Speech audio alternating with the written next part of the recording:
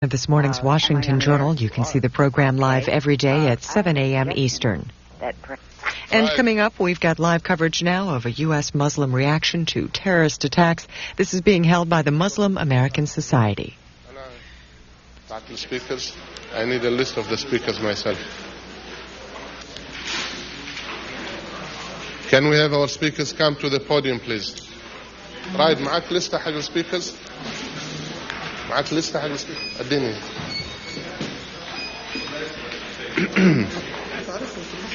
ها؟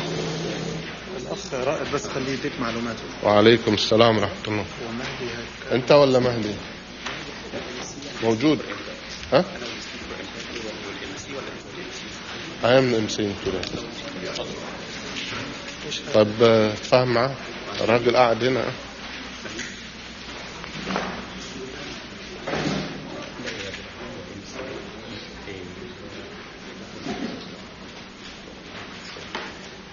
عليكم السلام ورحمة الله وبركاته. في عندك ممكن صورة؟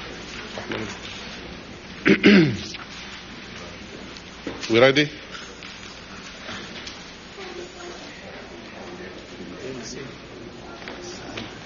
عليكم السلام ورحمة الله وبركاته. حياكم الله أهلا وسهلا.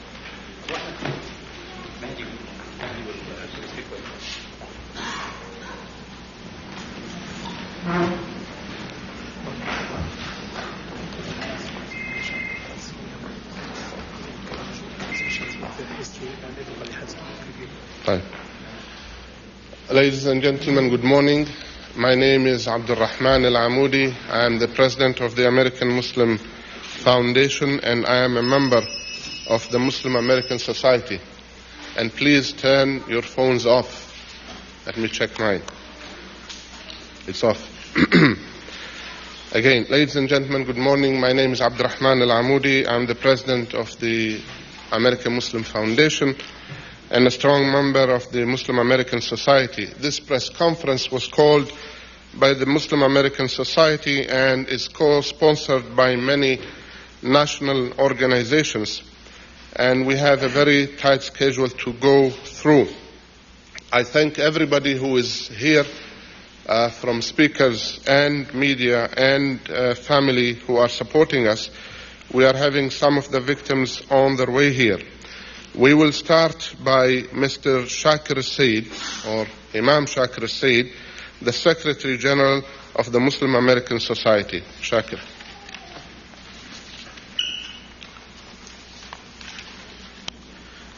Good morning, ladies and gentlemen. We wish we could have met you at a better circumstance. We wish that the Muslim community is not put on the defensive and is not presumed guilty before things have ever cleared. But as we start, because many of our community members, like everybody else, are grieving the ones they have lost and are grieving for the victims and their families, I would like to ask everybody here to share with me a standing of 1 minute, just as a show of respect with the victims and their families. Would you please do that?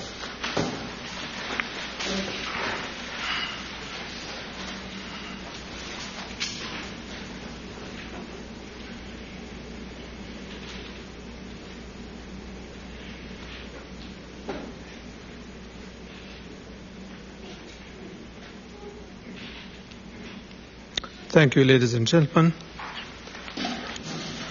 From the beginning, the Muslim community, with all its organizations, with all its colors and shapes, issued very stern condemnations of what happened as a terrorist attack, unacceptable, could not be condoned on any religious ground whatsoever, could not be justified with any political reason under any circumstances, prohibited by Islam, by international law, and by the human normalcy that we have taken for granted for a long time. The Muslims in America, The Muslim community is about 7-8 million members in the American society. We've lived here for decades, and many of us have lived here well before America became what it is today, as they came from Africa when the slavery started. But unfortunately, those dissipated over the time. Our stand is absolutely clear on this issue. We can't accept cowards' attacks on civilians. We will never support them, justify them, condone them, or even explain them. We were shocked and dismayed like everybody else. The Muslim community responded with vigor, like all others. Volunteers went out. Blood drives started. Doctors were dispatched immediately. All the communities presented their ultimate resources of doctors, nurses, all other resources, engineers, to the law enforcement and recovery effort, both in New York and in Washington.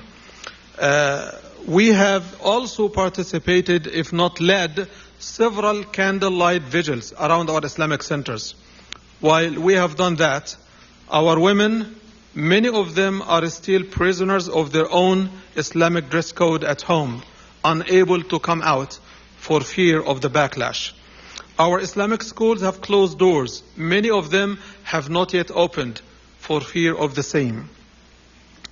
Muslims appreciate very much, on the other hand, the statements made by President Bush, Colin Powell, Ashcroft, who very vigorously and straightforwardly asked the American community, if not directed the whole American society, to stand as one and not to condemn Muslims or backlash against them. I love the word that he said to Governor Pataki and Mayor Rudolph Giuliani when he said, American Muslims and Arab Americans love the American flag as we do. And indeed, we do love it because it symbolizes all of our Islamic values: freedom, civil liberty, respect and sacredness of human life, equality between all, and standing firm against racism and violence. In light of the recent terrorist attacks on America, the United States has embarked on a very serious course of reactions. The prospect of war in particular is of concern to all Muslims around the world and to the American Muslims as well. Therefore, we found it imperative on us as American Muslim organizations to offer our sincere advice both to our government and to our fellow citizens. We would like to make it absolutely clear in the beginning that we join all other Americans in our unequivocal condemnation of the attacks as un-Islamic, barbaric, and inhumane. We also want to point out that retaliation against the perpetrators, their accomplices, and the network of their associates is a must if we are to protect against future possible similar incidents. We urge our government to ensure the establishment of internationally accepted factual legal evidence beyond reasonable doubt before the development or execution of any response plan. Retaliation must be limited to the perpetrators, their accomplices, and their network of associates. It's imperative, therefore, that we present the legal evidence to the world and to the nation harboring the suspected terrorists and demand the surrender of the terrorists by an announced deadline before targeting such a nation with the prospect of war, destruction, and the casualties of civilians as well. Such precautions, we believe, will guarantee the firmness and continuation of the international coalition we are building against international terrorism. If the above precautions are not considered, we fear that the other actions may lead to the increase of anti-American sentiments and extremism, which are salient factors in terrorism. We must not allow any country or group to manipulate this terrible tragedy to further their own narrow self-interest while we are all bleeding and mourning our victims. Additionally, the vast cooperation exhibited by U.S. Muslims with law enforcement should not be an opportunity for the law enforcement to circumvent or abridge the legal rights and civil liberties of the Muslim community. Finally, the United States, being the world's sole superpower, must reflect in its foreign policies our national interests as well as the global interests of other nations, especially oppressed peoples. We suggest that the United States commissions an objective study to examine the possible relationship between our foreign policies and the anti-American sentiment that has engulfed many nations. We found it necessary to present this sincere, heartfelt advice to our government and to our citizenry here in the United States in order to abate the scourge of international terrorism. Thank you for taking the time. Thanks. Thank you, Mr. Shakir Said of the Muslim American Society. I'd like to name the people that are coming up so that our friends would be ready here. Our second speaker will be Mr. Ali Abu Zakuk of the American Muslim Council. Our third speaker is Imam Mahdi Bray. Our fourth speaker is Mr. Abdul Wahab al-Qibsi, and then Mr. Raeed of UASR, and then our visitor from New York, the Secretary General of the Islamic Circle of North America.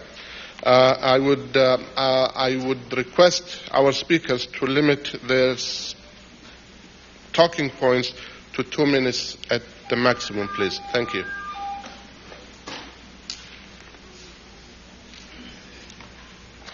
Ladies and gentlemen, good morning.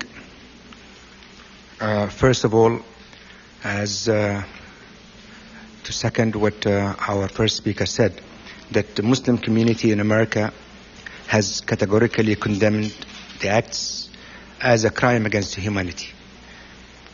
It is important for us that our position against terrorism as Muslims is clear and categorically really stated in all of our releases, in all of our statements.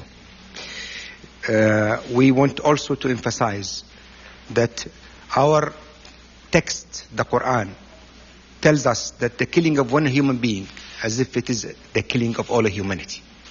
And this is the text that we believe as the words of God.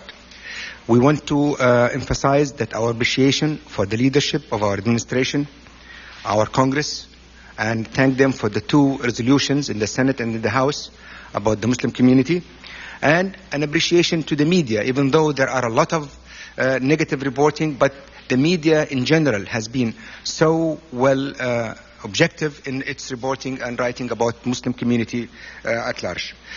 Our country is considered to be the superpower of the world, militarily, economically. We want our country to be the moral superpower of the world, because that are the ideals of the American Constitution.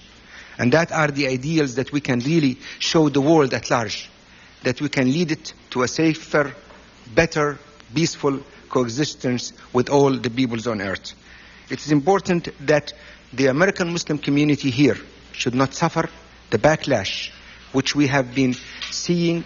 Two people have been killed, and many mosques have been hurt, and there are a lot of incidents. We don't want to emphasize upon them, but we want to tell our fellow citizens that those who died at the World Trade Center and the Pentagon are our fellow Americans. Among them there were many Arabs and many Muslims, but all of them are our fellow citizens, and all of them we grieve for them and we mourn for them. And we pray for the healing of those who are wounded. In the most important thing, that in the attempt to really take those culpritors and the perpetrators of this event, we need also to safeguard the innocence of the Muslim world. And it is important that even uses of words like crusade should not be used, because that has a lot of negative historical meanings in the Muslim countries. And it is important also that our image needs to be studied. Why there is so much tensions and hate and sometimes misunderstanding about our image as Americans and our image as a great country in the Muslim world. That needs to be also looked at by our think tanks, our policymakers, because that we need to develop a better relationship with the Muslim world, because we believe that there is a very good opportunity now to bring us together, the American society and the Muslim world. Thank you. Thank you, Ali. It's my pleasure to introduce Imam Mahdi Bray, the representative of Muslim Public Affairs Council in Washington, D.C. Mahdi.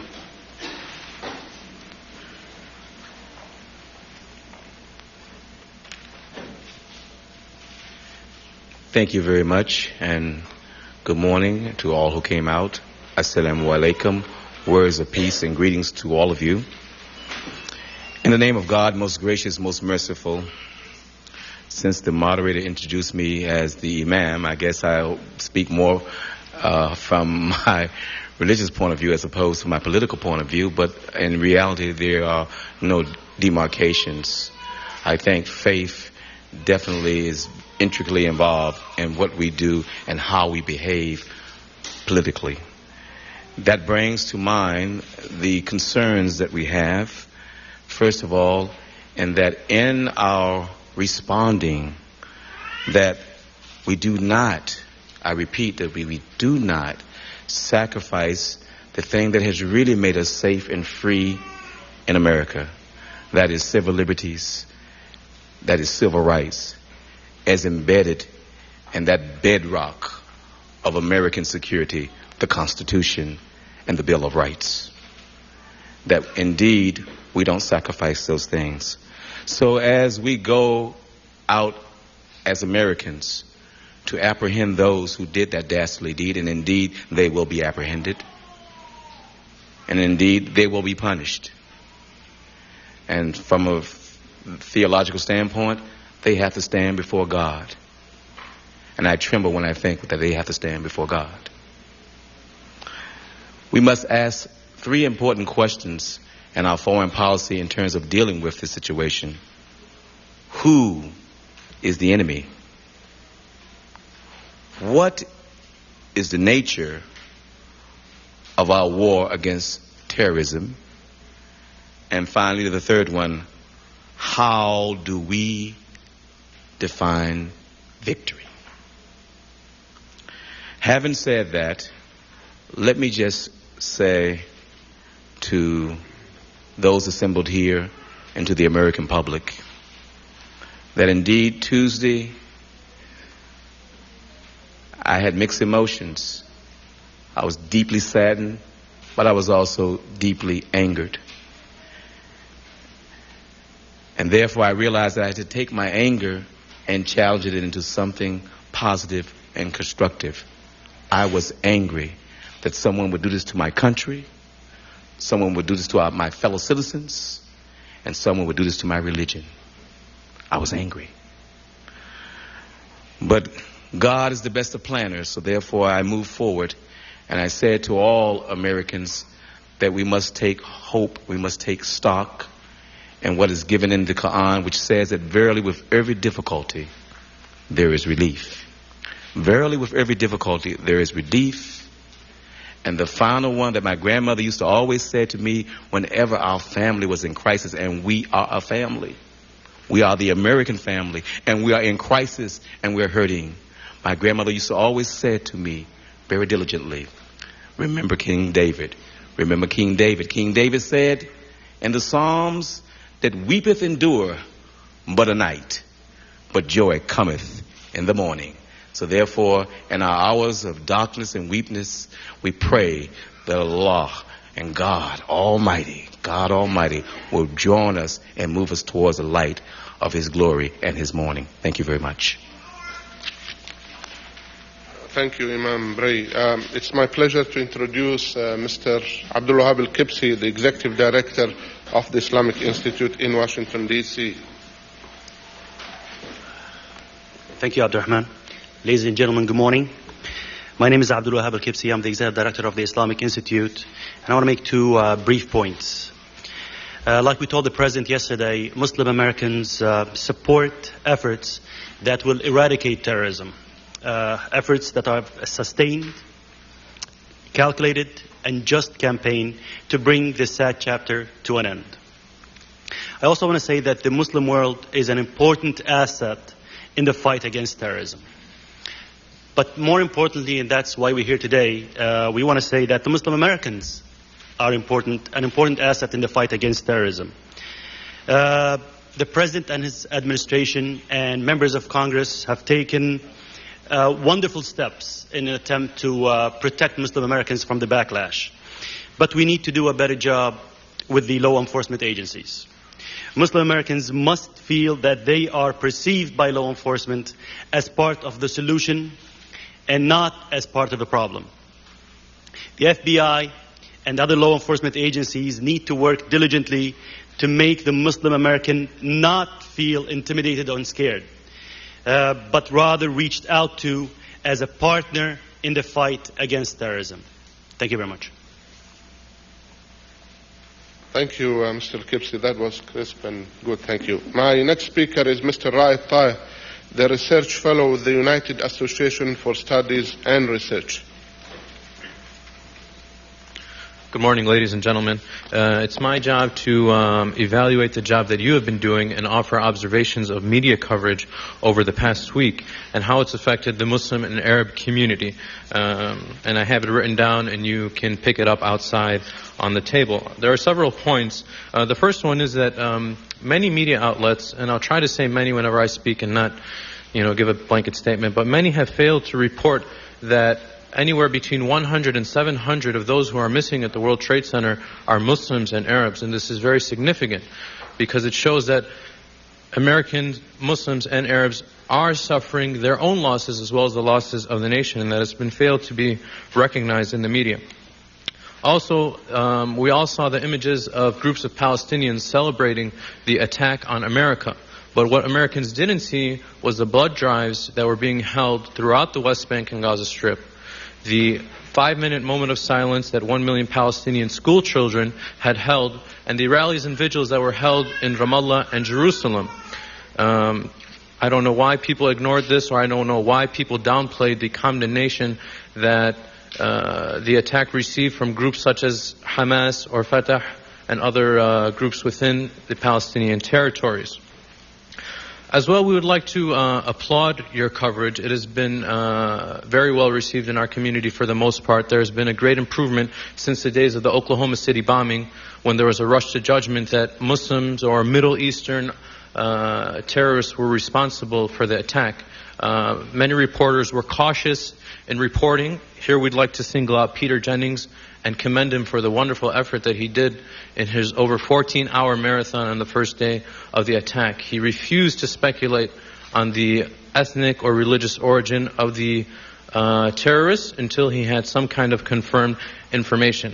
Also, we would like to commend ABC for holding the Children's Town Hall meeting to reveal the indoctrinated biases that children have against Muslims and Arabs and to correct those. I think that was very important because we have to remember that how our children are affected by this.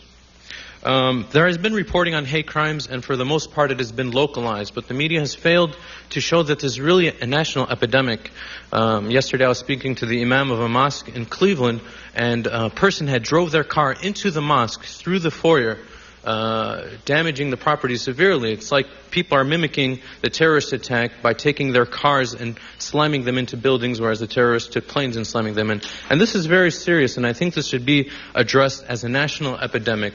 Surely the President and his administration is doing so. So I think the media should take this more seriously and more aggressively. Also, there are key terms that the media uses, perhaps not knowingly, that are very harmful to our community. The Islamic fundamentalist Muslim radical Arab Middle Eastern terrorist is a term that just about everybody uses.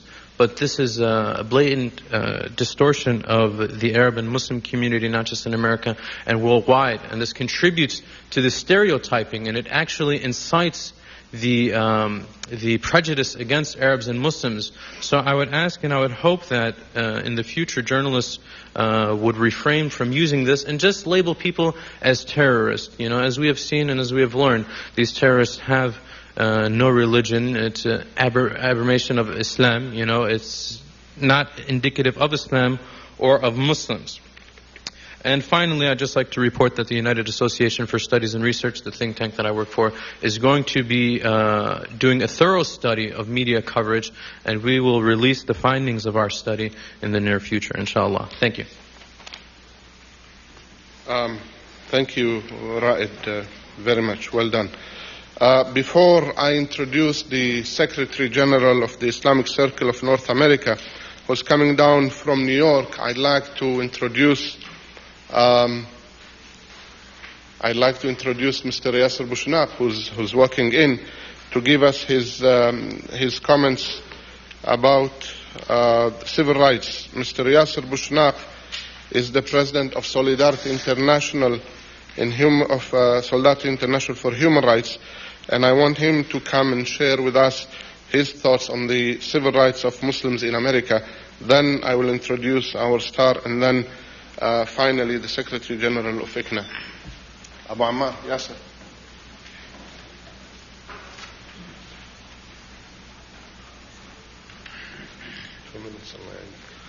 Two minutes. Yes.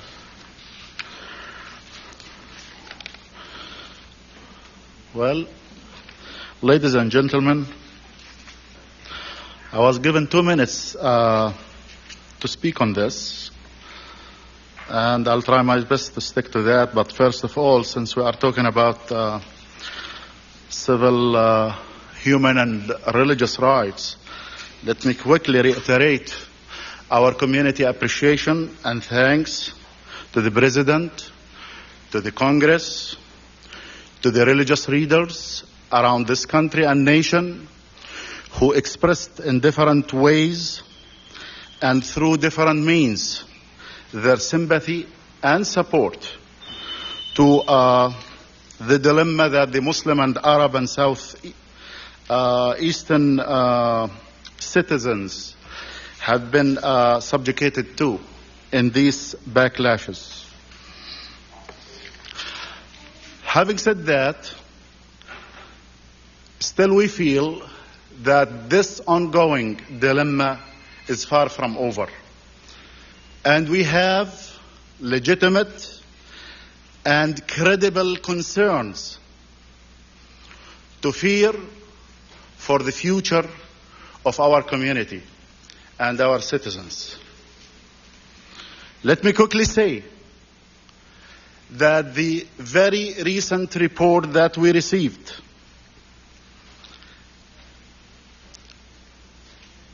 a major airline has set one of its employees in a city here in our nation to administrative leave. And they told him, we are doing this to protect you, and this is for your safety. This is the only Arab and the only Muslim employee out of 80 employees who are working for that airline in that particular city, in that particular airport.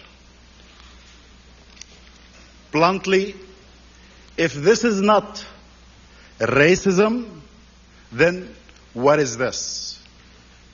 Well, I am expecting from that airline and the other airlines to take more inclusive approaches, not exclusive one, to protect our community. Let me move quickly to talk about one thing, and let me make it very clear and in plain words that as human and civil activists, I reiterate from here and appeal to every Muslim individual, whether he is a citizen, a resident, or a lawful alien. It is his moral and constitutional obligation to cooperate with the authorities, in particular the FBI. However, I want to state to every Muslim and Arab, to that extent, that it is also, it's his and her constitutional right to elect, not to speak and to talk to the FBI agents. If he decided to speak to them, he must be truthful. And if he elected not to do so, it is his choice, it is his right, and there is no reason for whatsoever for him to believe a guilt for doing so. After all of us in America are victims of what happened in New York and in Washington, and there is no reason for any individual to feel guilt for this. However, having said that, I would like to appeal to the FBI, and I would like here to state that unfortunately some FBI agents have been indulged in what appears and looks to be a violation of our genuine constitutional rights. And at this point, I want to say that visiting the Muslim mosques and other religious entities and places and demanding to talk to the congregation while it is worshiping and to discuss things that is related to New York and Washington incident is a plain and clear violation of our constitutional rights and to the fact that religion and the state got to be separated. We are pretty sure that those FBI agents can easily identify the homes and the houses of every worshipper, and we can easily go and choose other means and times and ways to speak to whoever they want to speak, but there is no reason to intimidate those who come to the places of worship who are seeking sanctity, tranquility, and they want to just spend some time to between themselves and God. Thank you so much. Thank you, Dr. Yaser Bushnaq. I understand your frustration. Dr. Yaser Bushnaq has been working around the clock, visiting mosques and community leaders and innocent Muslims. I would urge you to talk to him after we finish. Before I introduce our last speaker, Mr. Naeem Baig, I'd like to introduce a gentleman, somebody that I have known for many years, a civil rights attorney who has been defending each and every minority that is in North America, not only in the United States. He has been roaming Canada, United States, and others, defending indigenous Americans, indigenous Muslims, and all kinds of people that need his help. It is my honor and privilege to introduce to you Mr. Stanley Cohen, civil rights lawyer from New York.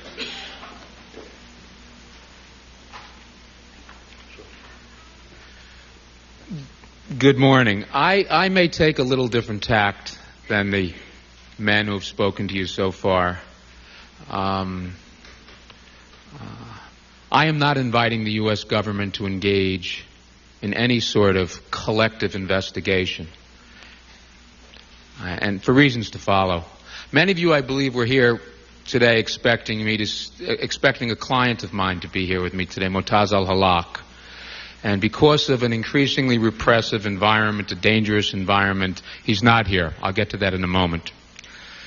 We are about, apparently, when I say we, I don't ascribe to this collective we, about to go to war, who knows where, somewhere in the world, because many Americans need it.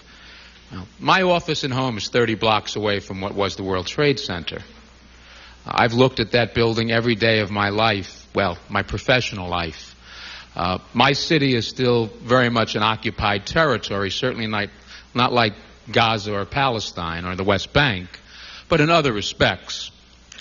I come here today on my high holy days, or among them, because I felt impelled on this high holy day to come to speak to you about a very growing concern that we have. There is a war at home that is beginning now. And I find it interesting that at the very moment that the elected officials in this country attempt to douse the flames of repression and racism and prejudice, those flames are gasoline is being poured on those flames by the Federal Bureau of Investigation.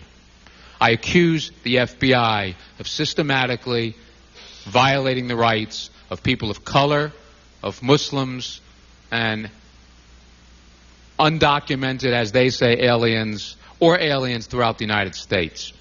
In the last few weeks we've seen, or the last week actually, examples where not only has the FBI gone to mosques throughout the country, but they've taken slide projectors and tried to intimidate themselves into, at the end of congregants, at the end of the ceremonies, holding people hostage while they want to show slides to 100, 200, 300, 500 people. And when imams across the United States, as is their right, have said no, they have stayed out front, they have taken down the license plates of dozens and dozens of people whose only crime is apparently to be Muslim. They have gone to their homes at all hours of the day and night. They have intimidated them. When they are less than cooperative, they have called INS to investigate them. We have seen an unprecedented increase in profiling. Right now there is profiling going on in Washington, D.C. One of the reasons why Motaz al-Halak is not here today was because the FBI and local police authorities are literally picking and choosing what cars they're going to stop coming in and out of the major thoroughfares of Washington and who they're going to question. We have seen illegal seizures proliferating all over the country. We've heard talk about this notion of material witness orders. Unprecedented. The FBI has no right to demand that anyone talk to them at any time or any place. If there's probable cause, they can make an arrest. There's something called a subpoena. There's something called U.S. attorneys, not FBI agents. It's interesting. Ask Richard Jewell about the FBI. Ask our gentleman Winhale, I believe, the scientist, about the FBI. For months and months and months, there's been a hue and cry about the inability of the FBI to proceed professionally and at times with honor and dignity. All of a sudden, the rights of all Americans are being given to the FBI. We don't need more laws. Everyone is willing to sacrifice every right. More laws. Wiretap laws, detention laws, writ laws, unnecessary. Just ask the Japanese Americans about World War II, another time of crisis. Why is Motaz al-Halak not here? He's not here because despite the fact that I have, and the letter is out front, while he has been vilified, while the FBI has put him on a list of 150 people who they claim are fleeing, are not available, he has been sitting in his home not far from here for 5 days waiting to talk to a prosecutor or waiting to receive a subpoena. He will not talk to the FBI, very simply. For 2.5 years, he believed his community in Arlington and the community throughout the United States has been harassed and intimidated and slandered. He will not talk to the FBI. He will gladly talk, and I make an open invitation, and we place the letter outside. Please, will any assistant U.S. attorney simply call me? I arrived here last night. I spent an hour on the telephone with the FBI and the U.S. Attorney's Office saying, we're ready, just tell us when and where to meet. No subpoena has been issued. No U.S. attorney has been interested in coming forward. And while they have vilified Motaz al-Halak throughout the country, he's not been arrested, he's not been seized, he's not been charged with any crime. I'll sit down now. I ask just one last question, and then I'm going to sit down. If there is such tremendous exigency right now, if there is such a tremendous need to ferret out the terrorist nest that we talk about, and if my client is high on the list of possessing information, why have 5, now 6, now 7 days passed with my client ready, willing, and able to cooperate with and talk to federal prosecutors? Why has no one picked up a phone? Thank you. Thank you, Stanley. Our final speaker, Mr. Naeem Baig, the Secretary General of the Islamic Circle of North America, is coming down from New York, and I thank you for coming down and would like to hear from him for 2 minutes also, and then we'll take your questions. Alhamdulillah wa salatu wa salam ala Rasulullah. In the name of Allah, I begin that on behalf of Islamic Circle of North America, we also condemn the attack, and at the same time we thank President Bush and the administration for their support, which was extended towards the Muslim community. We would also like to say that at this time when the President and the administration is preparing for a retaliation, we would like to request that this retaliation should not be blinded by just mere anger. It should be, justice should be done. We are in support of justice, and we do not want the killing of civilians and innocent people, which is not going to help the United States, but just to create more enemies around the world. Brother Abdul Rahman, when I walked in, he asked me, did you bring, are there any people with you? And I tried and contacted some victims, Muslim victims who are still missing. And one of the NYPD cadet, Salman Hamdani, when I called his mother, and I requested her if you can come with me to Washington, D.C., and she said, I'm still waiting for my son. Then today there is also a funeral of a Muslim, Waqar Hussain, who was shot and killed in Dallas, Texas, just because that he was a Muslim. And today his funeral is in New Jersey. There are another person which I knew personally, Tariq Amanullah,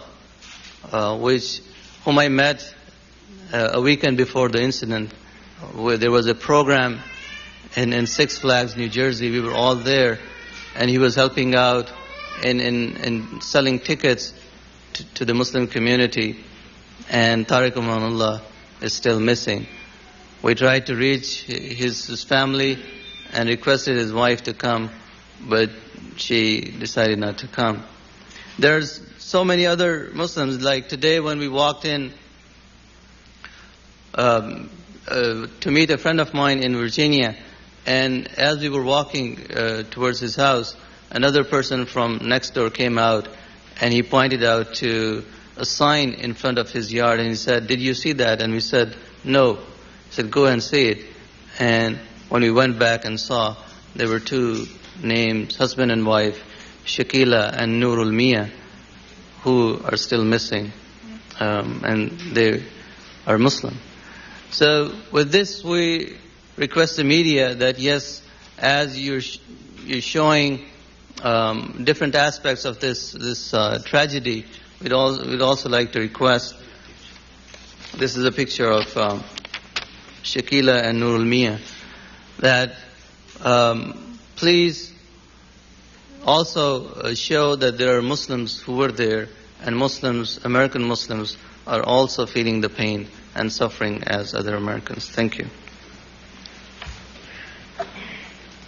Thank you, Naeem. Ladies and gentlemen, I'd like to open for questions, and if you have any question for an individual, you can direct it to him, or I will direct the questions, but I want you to identify yourself and who you are with.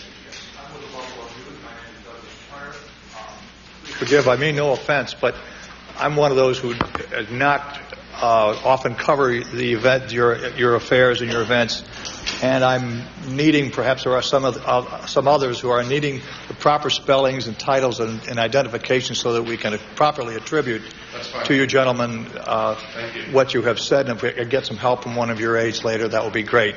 Thank you. I just had one question, and I was struck by one sentence in your press release. We must not allow any country or group to manipulate this terrible tragedy to further its own narrow self-interest. Who are you referring to? I mean, what country could people imagine you're referring to? And who are you not referring to? There are several hot spots in the world that involve Muslim. I'm saying there are several hot spots in the world that involve Muslim countries. And we're concerned that as America is trying to build a coalition, that countries who have their own interest in their fights against Muslims or their neighbors would utilize and manipulate this situation to garner support from the United States against Muslims and for the sake of doing harm to others. Are you referring to Israel or the Jewish community? No, I am referring to... Is this statement referring to Israel or the Jewish community? I said there are several hot spots where Muslims are engaged and either with a country or a neighbor in a strife, and we're saying that America should not be manipulated at the time of grief by anybody. Thank you. Thank you very much. Yes. Yes.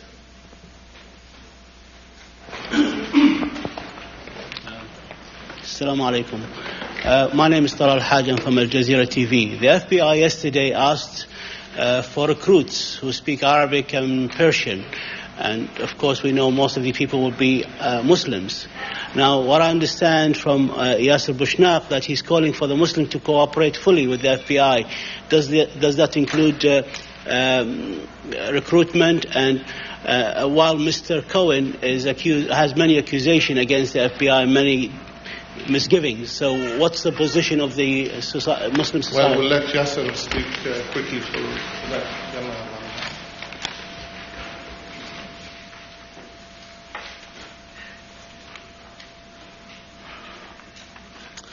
Yeah, I have learned about the statement issued by the director of the FBI yesterday, seeking help and assistance from our community. We really appreciate this request. As a matter of fact, from day one, we were reaching with the authorities over here to come and talk to the leadership of the Muslim and Arab community before you make any moves that can scare or intimidate people and individuals. As a matter of fact, I know that some FBI agents were really visiting with some students. Some of them are here just to learn English. And they had really difficulty. They reported to us, those students. They had difficulty to communicate with those agents, even to the extent that in one incident, a student came to tell me, among the questions they came and asked me about this person, and apparently that student did not exactly know from the right pronunciation of that name, while it have happened that this person was actually residing in just a nearby building in his complex. And the man, after that interview, he came to say, oh, wow, I hope that nobody will come and be after me for perjury. We appreciate that. We're going to cooperate with them. He's asking you to work for him. He's asking you to work for him, not to cooperate. He's not asking for cooperation. He's asking you to work for him. I think, Talal, this issue has been settled. What I heard from Yaser and from the attorney, that when they come to individuals, but working, if they come and they want to work us, I don't think anybody will have any problem with that. But meeting people individually and investigating with them without a lawyer is the problem. Yes, sir. Yes, I'm Frank Lockwood. I'm with Night Reader Newspapers. In the statement that was passed out by United Association for Studies and Research Incorporated, it says few Americans have been aware that the menace of terrorism is growing, and fewer still are aware of the fact that their own government has been the major cause. Can you explain what you mean by that?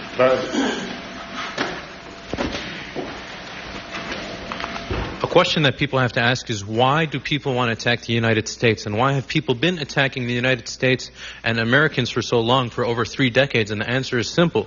And this goes back to the question about the statement, the original statement by the Muslim American Society. And I can infer from my own, or tell you what I believe, that this has a direct correlation with the United States' support of Israel. This has to be said, and has to be said openly. Many people in this country fear asking this question because they don't want to be labeled as anti-Semitic. Well, there is nothing anti-Semitic about talking about our interests and evaluating what our interests are. When you support Israel with $4 billion a year to continue their occupation against the Palestinian people, you are going to spite a lot of people who support the Palestinian people. And that happens to be over 1.2 billion Muslims all over the world. So this is how the United States generates anger against it. But some people take it to an extreme and decide that they want to fight the United States by terrorist means. We don't condone this seriously, but the question is, has to be asked, why are people angry at us? And that is the answer. The United States, through its policies, is creating this aura of anger against it. Thank you. Yes, sir, you had your... Yes, go ahead. Al Milliken, Washington Independent Writers. What do any of you see happening here or around the world if the Islamic belief in jihad, or the interpretation of that belief, and how it's carried out in the martyrdom or suicide of those that believe that leads to instant paradise and beautiful women? How do you see that affecting Muslims around the world if that's attacked in a way that Shintoism was attacked, the Japanese belief during World War II when the emperor had to renounce his divinity? And Senator Mahdi. Go ahead. You'll inject your CBS thing. Let me see if I understand the question again. Can you just slightly rephrase the question very quickly and succinctly?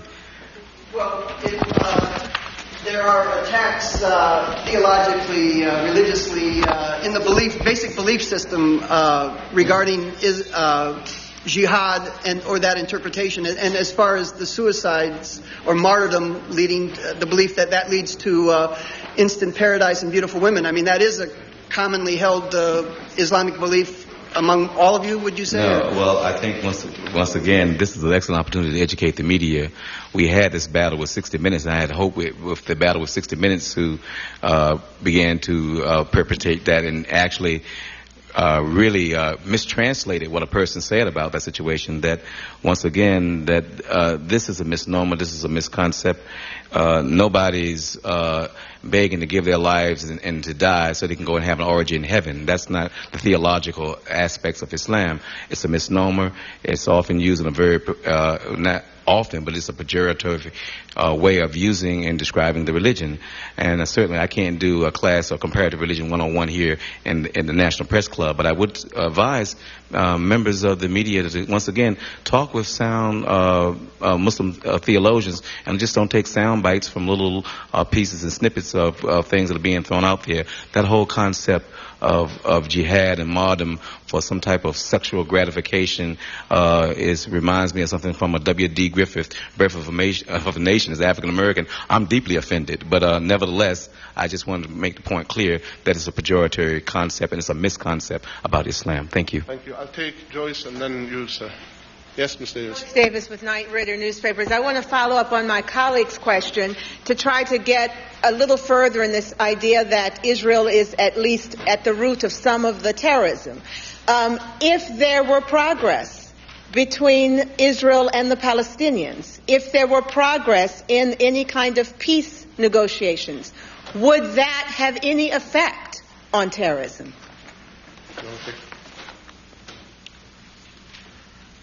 Our position as American Muslims is that America has a very strong, very serious role to play in the world, not only in the Middle East. And I want to reiterate what we said in the beginning. We do not justify, nor do we explain, nor do we condone such act for any reason, political, religious, or otherwise personal. We do not. Why?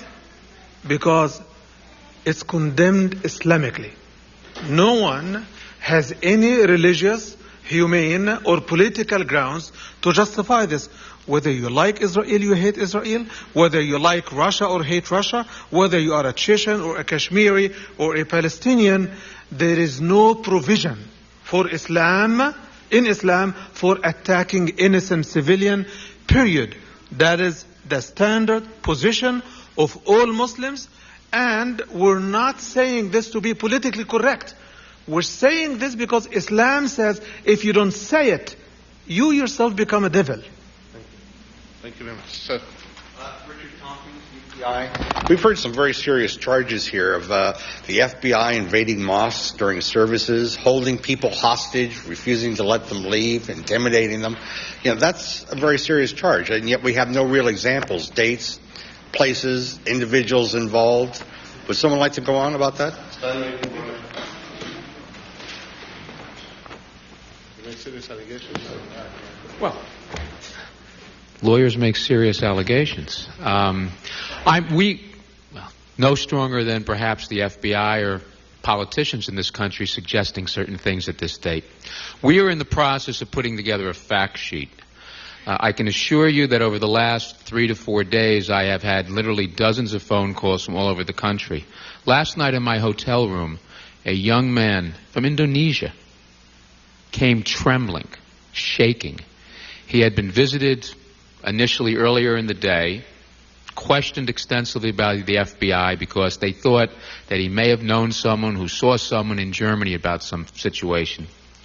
They said, tomorrow, why don't you come and meet us at 2:30 tomorrow? And he agreed. Went about his business.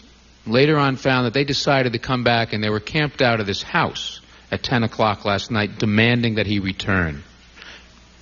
Now, you may say this is a crisis, and this is not the worst example I can give you, but this was a young man who was trembling. He was shaking. He didn't know where to turn or who to talk to. And what we're finding throughout the country is that people in mosques, aliens, people of color, are literally, when they walk out of their doors, being confronted by agents who are threatening them with INS, who are talking about subpoenas, who are telling them, if you want to be a good American, good Americans talk to us. Bad Americans won't. We'll have the fact sheet. It'll be out in the next week or so. I can assure you that the FBI, many of the officers, I can assure you, I assume, are engaging in appropriate and lawful conduct right now. Many of them I know are not. Include the invasions of the mosques that you spoke of? Absolutely. Thank you, Stanley.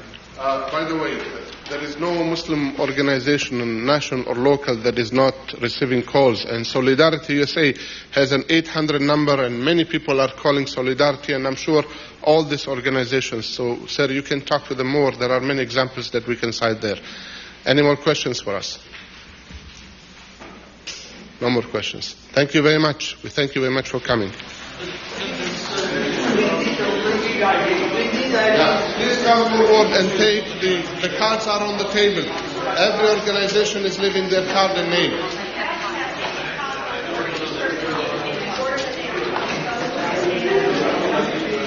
We have a list for you. I have a list. I'll give it to you. Thank you very much.